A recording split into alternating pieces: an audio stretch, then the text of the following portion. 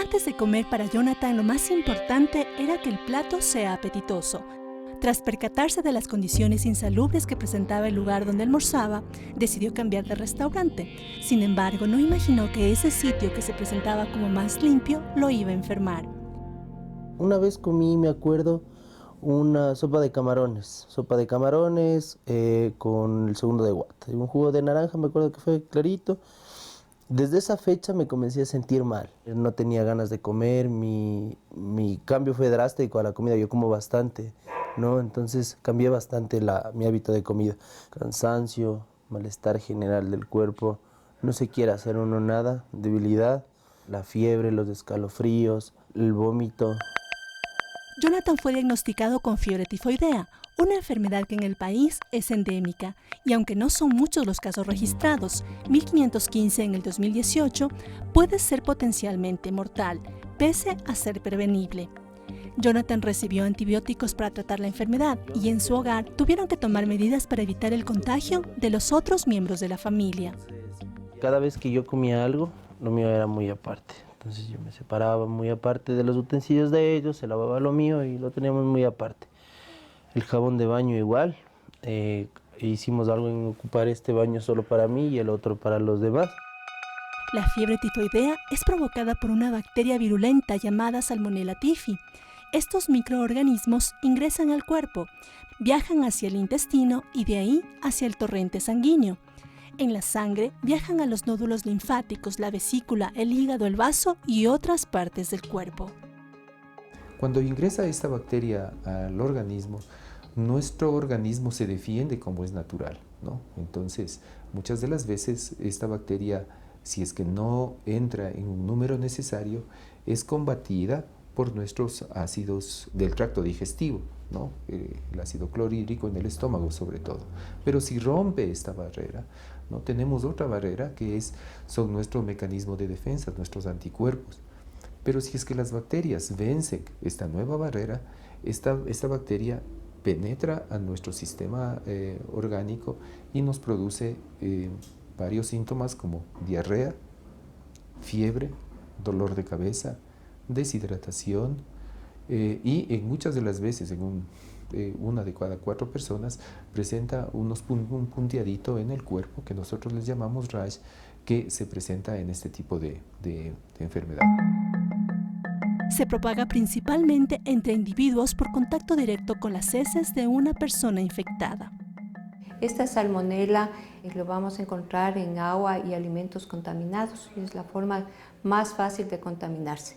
Este tipo de enfermedad lo encontramos en sitios donde son insalubres, es decir, donde no encontramos una agua potable ni tampoco sitios desarrollados, como por ejemplo lo vamos a encontrar más frecuentemente en África, en Asia y en América Latina. Las aguas hervidas, si es que no son bien digamos, conducidas, ¿no? Y muchas de las veces esto sucede en el campo, estas aguas hervidas sirven para regadío. Las hortalizas generalmente tienen este tipo de bacteria y es por eso que nosotros cuando compramos este tipo de alimentos, nosotros tenemos que lavarlos adecuadamente.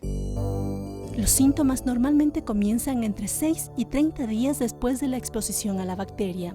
El paciente obviamente tiene un cuadro de fiebre que no mejora en los primeros 2 días, está asociado a náusea, a diarrea, no debe esperar que esté mal antes de buscar ayuda. Ya el diagnóstico ni siempre es tan fácil. Hay que hacer un neocultivo, a veces un coprocultivo, hacer un estudio, una búsqueda de la bacteria en la sangre, en las heces, para confirmar el diagnóstico. ¿Ya? Pero como el cuadro a veces se parece a otras infecciones, y en general que se tratan también con antibióticos, en general hacemos los exámenes, iniciamos el tratamiento y ahí se confirma el diagnóstico. Días después, porque el cultivo no te sale, obviamente, en el mismo día, ¿no? Pero el hemograma, el examen de heces común, igual ya nos da una idea de qué puede estar pasando. Existen registros históricos sobre la gravedad de esta enfermedad. Hacia los años 430 y 426 a.C., una devastadora pandemia, que algunos piensan que se debió a la fiebre tifoidea, mató a 1/3 de la población ateniense, incluyendo a su líder Pericles. poniendo fin a la Edad Dorada de Grecia. La fiebre tifoidea también es la principal enfermedad sospechosa de devastar México en el siglo XVI tras la llegada de los españoles. Se habría cobrado 15 millones de vidas, el 80% de la población. Gabriela viajó a la costa por vacaciones y allí contrajo la enfermedad. Estaba comiendo mariscos en la playa, en un lugar que está, según yo, se veía seguro, se veía un lugar muy limpio, muy aseado, se veía, pero parece que no fue así.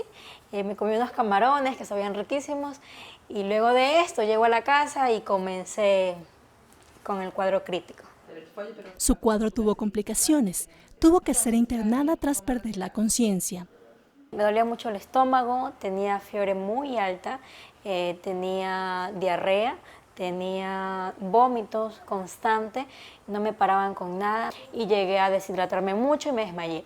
Y me ingresan por emergencia y me empiezan a chequear, me hacen exámenes de heces, exámenes de sangre y me ponen un suero.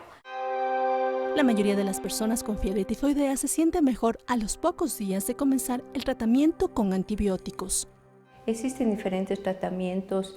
Antes se usaba el cotrimazole, el cloranfenicol como medicamentos de prioridad, pero ahora existen medicinas que son de tercera generación que se llaman las cefalosporinas, existe la ciprofloxacina, que es un medicamento usado y que ha ido muy bien en el tratamiento que se debe hacer durante unos 10 días. ¿Puede ser mortal la enfermedad? Sí, se dice que en algunas ocasiones y antes, cuando al principio empezó este tipo de enfermedad, podía ser mortal porque el paciente no era diagnosticado a tiempo, entonces dejaba pasar muchos días y hasta la segunda y la tercera semana el paciente podía ser un problema a nivel del intestino, podía ser un sangrado digestivo, podía ser una perforación intestinal, podía ser una sepsis, es decir, una infección total y causarle la muerte.